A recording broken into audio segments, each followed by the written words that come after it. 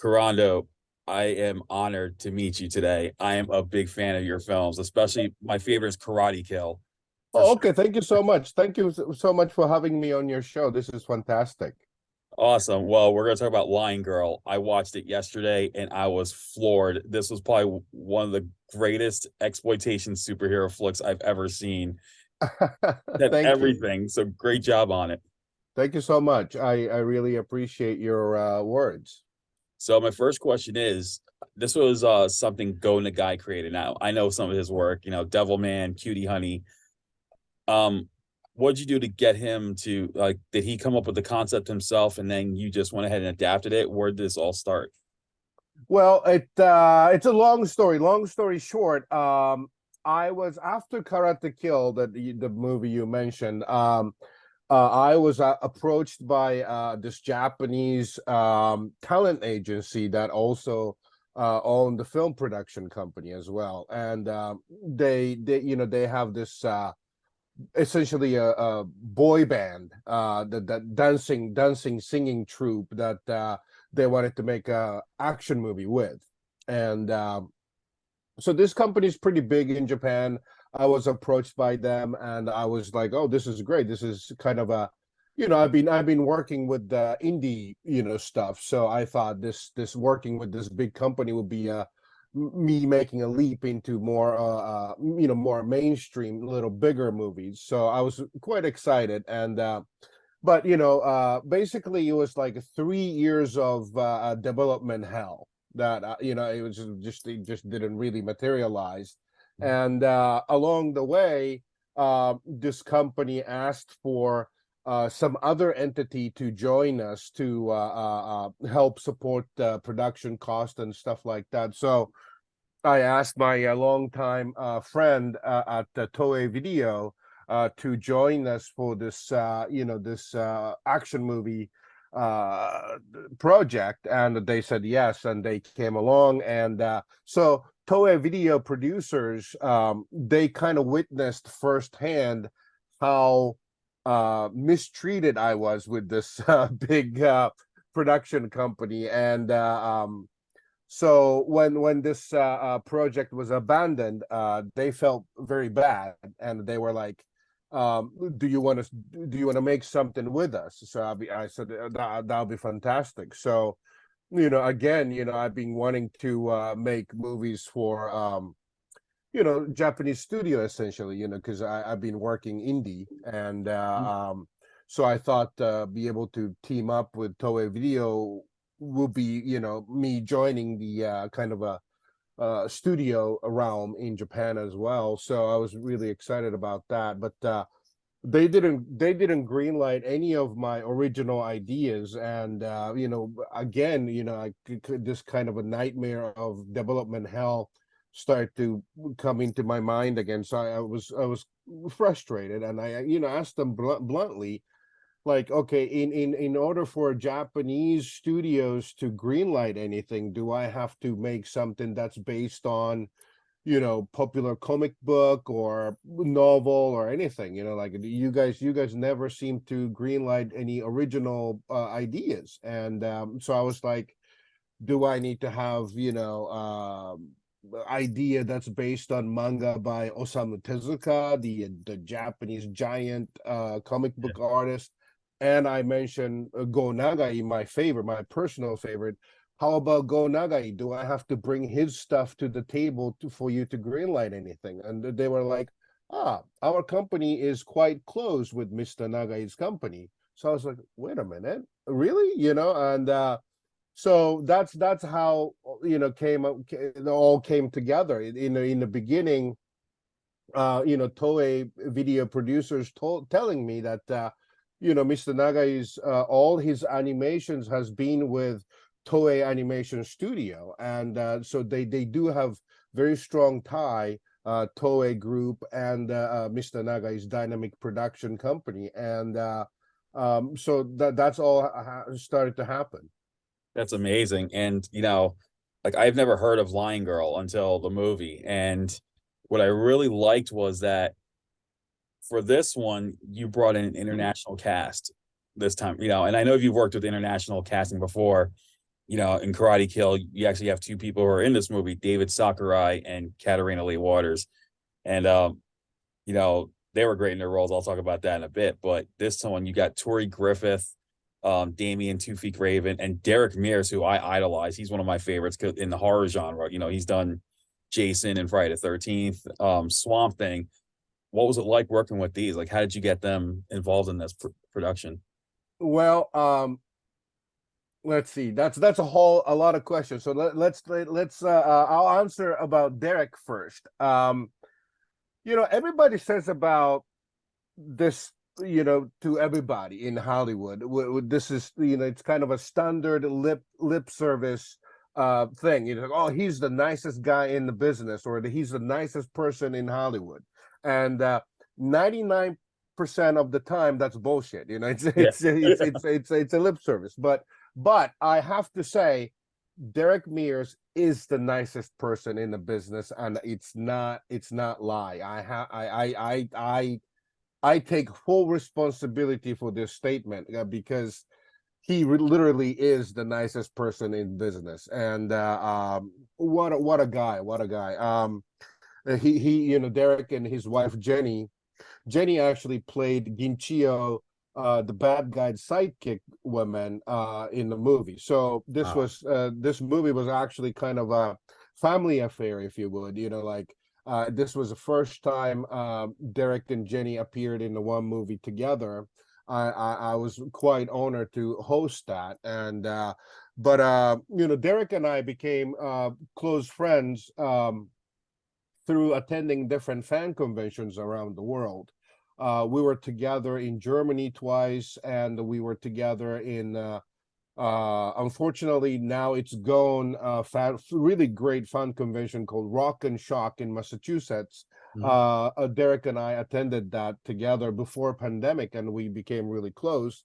And so when I finished the script for Lion Girl, I really needed someone super special for the villain, Lord Kishi's character. And I knew Derek was out of our league, in terms of production size and the offer we can make and stuff. But I wanted him to read the script and just kind of get the reaction. But he actually loved it, and he's actually a big Japanese anime fan, anime and pop culture fan. So he was like, wow, this is literally like a live action manga, and I have to be a part of it. And so he told his agent that I'll take a scale, and just I want to do this movie, so let me do this movie. And that he helped me so much on this movie, both in front of the camera and behind the camera. I'm just forever in his debt, for this movie. He was just fantastic person to work with. And and he, because he played all the different characters with the suits and the masks and before, so he really told Tori how to cope with her very uncomfortable armor, Lion Girl armor. Like he would help her like hold the helmet up and stuff like that, between the takes, because Tori was getting this bad headache because it's so heavy. It's a full brass, armor. And Oh wow, yeah, so that's it's crazy. yeah. A lot of people would feel like, oh, it's plastic covered in metal paint, but to hear that's actually authentic brass is like mind blowing to hear. Yeah, we were I mean, in the perfect world you would make a plastic version of it too, but with our budget, because we shot this during the pandemic, and so a lot of money actually went to the the SAG union protocol, the COVID safety thing. And we spend so much money that's not reflected on the screen in this production. So we were running out of our budget, and we couldn't afford to make stunt costume for Tori. And she's such a amazing person. She really endured this harsh condition for the film and everything, but she played the main character Botan Hero, aka Lion Girl, perfectly. This is during the production was during the pandemic, so I watched a lot of video submission for the title role, and when I saw Tori's video, I knew she was my Lion Girl. She's just really the force of nature. I think she's going to be huge. But yeah, and Damian was perfect. African American Yakuza, the very fantastical, very Go Nagai comic book character, but he was just perfect choice for that. And yeah, I enjoyed working with all the international cast, including the returning cast member like David and Kat, and we had the great time working together. That's amazing. I gotta say, in terms of, I mean, David was great. I always like seeing him with, with swords, and Yeah, the first time I saw him was Echoes of Ronin in the short film that he did back in his native Denmark. sure. Fantastic, like so fantastic. But Katarina, I was so shocked at her role. I mentioned, I was like, this is one of the best roles she's ever done, yet one of the craziest roles she's ever done. Like that design that was given to her. I was just like, I was floored that was actually her, and I was like, wow. I mean, that had to been, she had to be total trooper to pull that off. Yeah, it was such a challenging role, and I really appreciate what Kat did to the character and everything. I think we had big trust between us, working before with Karate Kill and everything. So she was willing to take on this very challenging role. This Devil Gemini character is a very signature character with Go Nagai World too.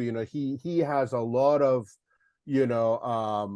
half male, half female character motif throughout his comic book work, and I really wanted to pay homage to that aspect of Go Nagai creation, and my answer was Devil Gemini, and unfortunately, like I mentioned, when we did this movie during the pandemic, um, you know, everything that could possibly go wrong went wrong, and we were behind the schedule. We were over budget. I mean, there was so many unforeseen stuff happening at that time, and it was really tough production. But so unfortunately, this was the first time in my filmmaking career. This is, Lion Girl is my sixth feature, but um, I had to cut 10 pages out of the script while I was shooting it. And so unfortunately, the part of the script that wasn't connected to anything else, so that this part could be dropped, was the background story for Devil Gemini. Devil Gemini became Kishi's right hand monster because she had the vendetta against Lion Girl.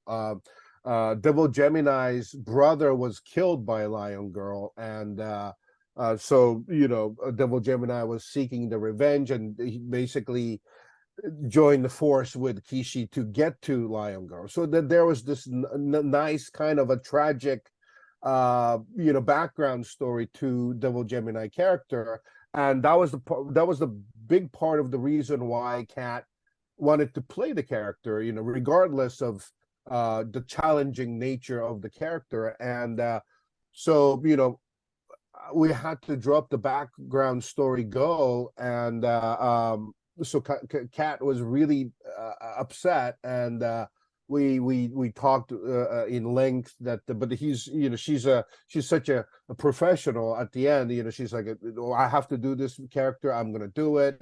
And I told her, like, look, even with the background story going and stuff like that, I think this character is going to be one of the most talked about character in the movie. So I think you should be proud of it, and Oh yeah. please give it all you got. And she just delivered exactly that. And by you mentioning, complimenting her on Double Gemini, I think that makes her day. Yeah, and I also like Joey Iwanaga as Marion because he comes off as this. It reminded me of some of the old past Super Sentai heroes where they were like American cowboys, but they were Japanese. You know, I could think of Battle Fever J and those are like some of the more recent ones. Like they brought that, you know, they were Japanese, but yet they have that American Western to them. And I love that character because I felt like he totally blended in quite well with the Lion Girl, and you know, can be, you know, like the perfect complement between that. So I think that was fantastic on that part as well. Thank you. Yeah, Joey's another amazing performer. He's a perfect bilingual. I think he was born in Japan but grew up in LA or Southern California, and yeah, he's I mean he was the man who fought with Donnie Yen in Enter the Fat Dragon. Like Yeah, he's so just to have him on the set was such a great honor. But yeah, Joey's a super nice guy. Joey and Tori had the natural chemistry together, so the storyline of Botan and Marion kind of falling for each other really naturally worked, and nothing was contrived. Film was the camera was there to capture their chemistry. Yeah, so and the Marion Nagata is one of my favorite. Like you mentioned, he's the Japanese cowboy. He's yeah, the spaghetti western, so sushi western cowboy. In the movie, and yeah, I really he's one of my favorite character for sure. that's awesome. And I gotta say, kudos has to go to Tsuyoshi Abe for the stunts and fight scenes. He did such a spectacular job. I mean, I don't even know if Tori had a background in martial arts, but she definitely held her own in it. And I know Damian does, Derek, I know does because he's, working as a stuntman and all that. But I mean, kudos goes to him. These fight scenes were actually quite well. And it reminded me of the old school V cinema days of, Japan. So I was like, it was so exciting to see that again. Thank you. Yeah, Abe-san did amazing job. We like I said, like we had such a small budget, and we really like talent like Derek and Abe-san. These are the people who work in the A-list Hollywood projects, and really like the size of our movie can't afford to have them. But Abe-san and I worked on Karate Kill before. He was the support for our stunt team back then, and we became really good friends. So, regardless of the production size and the budget, he came on just like Derek, and for our friendship, and I'm really forever grateful for that. But yeah, I love Abe-san's little nuances and touch, like his understanding of Japanese culture reflected on his fight choreography, or like Lion Girls, the superhero posing and stuff.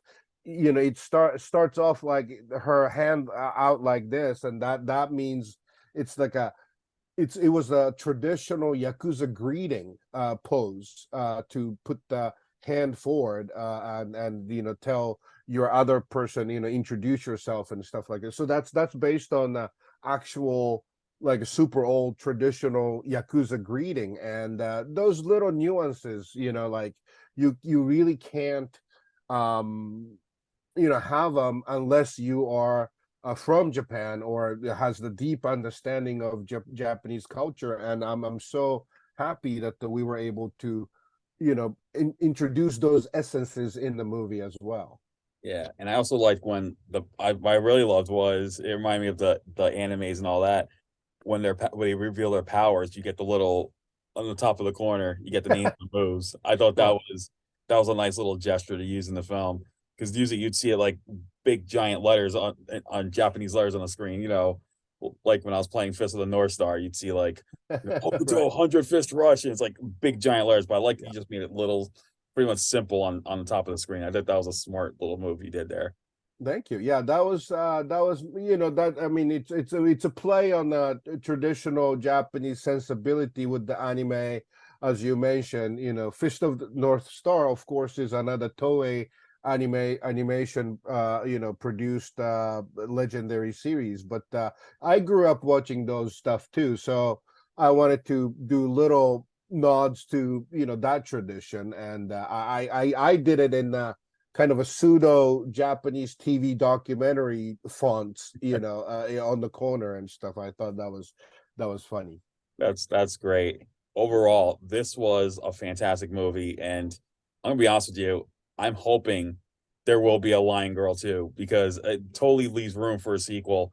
And if that happens, I'm gonna be seeing this definitely because I really enjoyed this one. Thank you so much. Yeah, we're really hoping to do the sequel. I mean, first of all, I want to work with all the cast members again. Like I had the one of the best time making the movies with these people, and I can't wait to work with Tori again, Damian again, everybody really. Um, but like my notes to myself for this Lion Girl was, like any first installment of the superhero movie, you have a lot of expositions. Like you have to explain the world, you have to explain who the good guys are, bad guys are, all that stuff. So, I mean, I'm a 90 minutes running time guy, Yeah. but the Lion Girl became my first more over a 2 hour movie, Yeah. 2 hours and 2 minutes, and uh you know it was really like a jam packed, and I tried to make it as short as possible, but it became over 2 hours. So if I can get to do a part two, it'll be action packed, 90 minutes or 100 minutes the most, just from the beginning to the end, kick ass action, nothing but the action kind of sequel. I love old first Superman movie, but Yeah. I love the second one the most, with the three bad So guys. yeah, that's my Yeah. favorite one of the films as well. Yeah, so like so what I want to do with Lion Girl 2 would be like Christopher Reeves Superman 2. It'll be more action packed with more villains and stuff like that. That's awesome. So with that said, what's next on your plate? Is there a new film in the works that you can talk about? Well, I have so many ideas lying around. I'm actually I have the shopping agreement with one of this amazing legendary Hollywood screenwriter slash director. I really admire his work. I can't mention his name yet, but we're developing this sci-fi horror, kind of a sci-fi horror action movie, and we were hoping to make raise money for it. So that's in the works. That's going to be kind of a high profile stuff. So I don't know when that's going to get materialized, but thank God the Writers Guild strike has ended. So Over, I yeah. think, yeah. So he and I can renew the contract, and I can start looking for budget for it.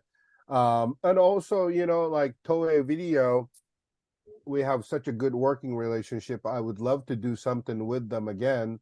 Um, but that's right now I'm in the filmmaker purgatory, if you would, Yeah.